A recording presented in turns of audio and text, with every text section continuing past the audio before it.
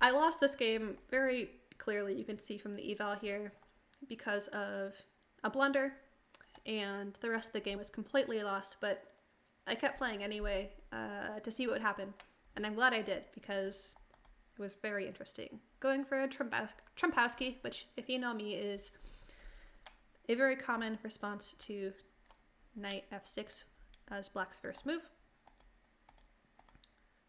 Somewhat inaccurate opening, because I don't know the Trompowsky past 4 moves. Who do you think I am, a 2000? Alright, grabbing a really large center. I was feeling pretty good about my chances at this point, because black is constricted to the first 3 of their ranks, and I am grabbing tons of space with lots of development. Boom. I was feeling great about my chess here. I made a mistake. That's okay. We all make mistakes. Didn't realize how losing it was, but it's fine. It's all fine. And then I made a larger mistake. I captured in the wrong order. And did not consider, I think if you look at my time, this was a 10-minute game. I took 12 seconds. Nope, I took 5 seconds to miscalculate how much material I would lose taking this pawn to the center. So completely lost at this point. Completely lost, and lots of chances for pawn structure to get ruined here and more material to get lost, but hey, that's all right. Only a minute gone in the game, and we've still got a lot more game to play. So I decided to continue developing natural moves and connect my rooks, save as much of my material as I could because I was already down. So I was avoiding trades everywhere possible. And there was a free pawn here, but it actually wasn't free, because if I took it, then a rook could come in and laser onto 2 pieces at once, and that's why I did not make that move. So instead, I'm dropping the bishop back to make this pawn ever so slightly more available for me, and hang in some more material. All good. All good. But then I grab it. Then I grab that pawn. That was my plan this whole time. But let's get to the fun part of this game. We're rapidly heading towards an endgame. And I am continuing to put up a fight, kicking their pieces around as much as I can, avoiding any blunders from this point forward. And I had to take there in order to preserve my pawns, which were very precious at this point in the game. And in order to give my pawns a fighting chance, I wanted to double my rooks.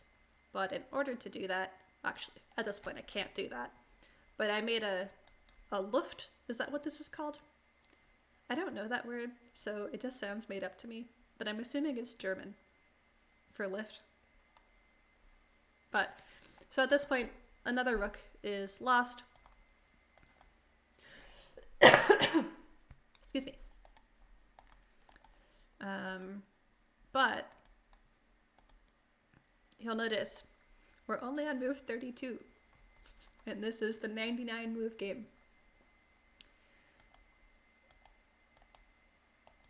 And here is where things get interesting. I have a passed pawn, and there's not a ton they can do about it. However, they do have a horse, and I don't, and my king is way over here. So how do I keep my pawn threatening to promote to a queen, threatening to turn this game around, hoping beyond hope that my opponent is going to make an error. Spoiler alert, he does not. But now here's where things get interesting. There's this dance, and it's dozens of moves long, where I am just continuously having to push this knight around to try to get my queen promoted. And every time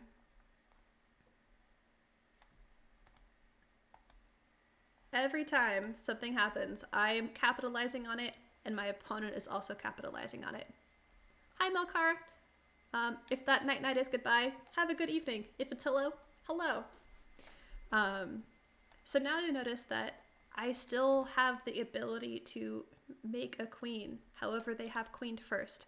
And you can see the eval bar. There's no surprises of who had the advantage in this game. But I do have chances. And every move, my opponent is trying to move me away from that pawn.